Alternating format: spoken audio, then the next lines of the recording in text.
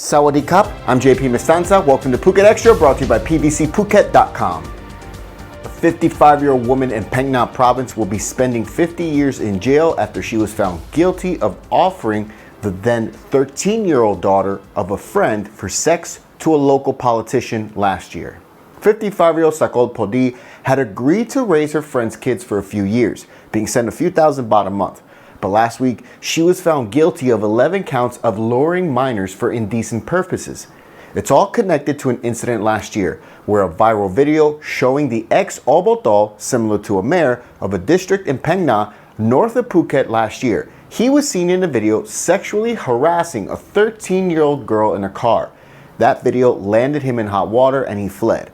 Police investigated and found that the local politician, Supasak Sak Pokabud, is partially paralyzed down his right side, but can walk and talk.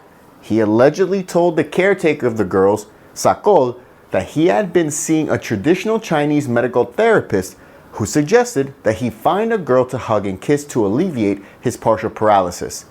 It's unclear why the woman offered the girls, as reports say that the 13-year-old girl and her 16-year-old sister were both victims of the man. Both girls, at last report, are in the care of provincial social development officials.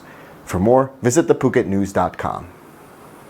Police are still investigating the tragic death of a 20-year-old Thai first-year student who collapsed and died after running during cheer practice in Phuket last week.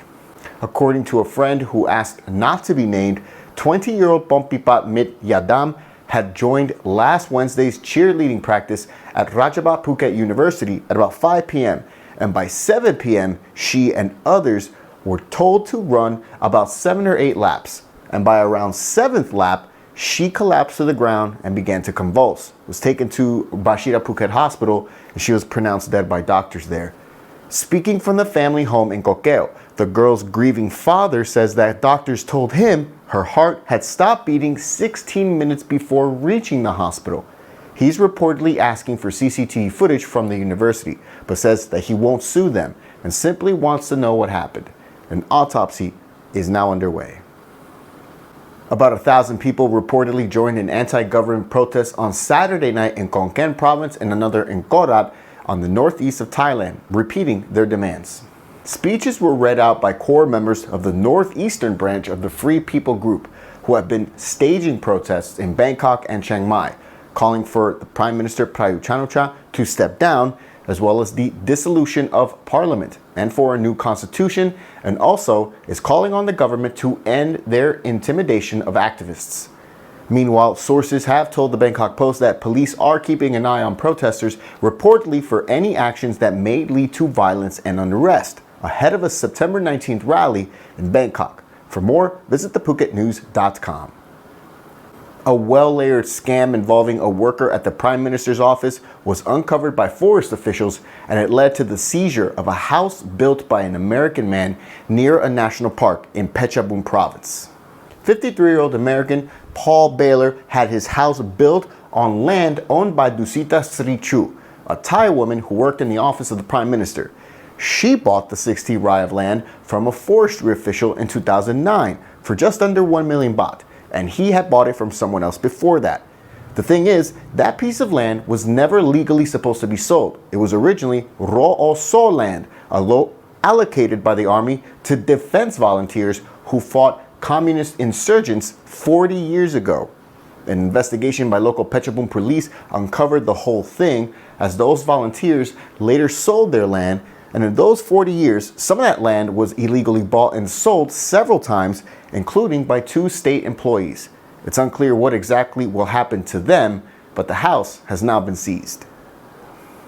Over 1.5 tons of marine debris and trash was recovered from Nayang and Mai Khao beaches in north of Phuket at a mass cleanup on Friday.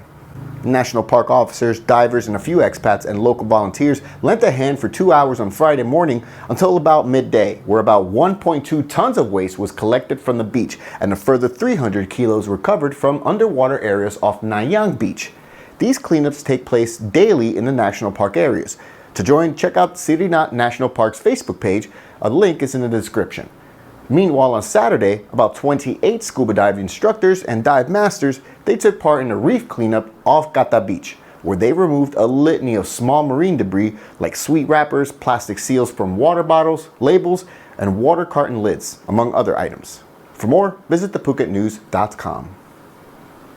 2 new coronavirus cases found in Thailand today. Again, it's Thais returning from abroad, raising the total for the kingdom to 3,397, including new cases over the weekend.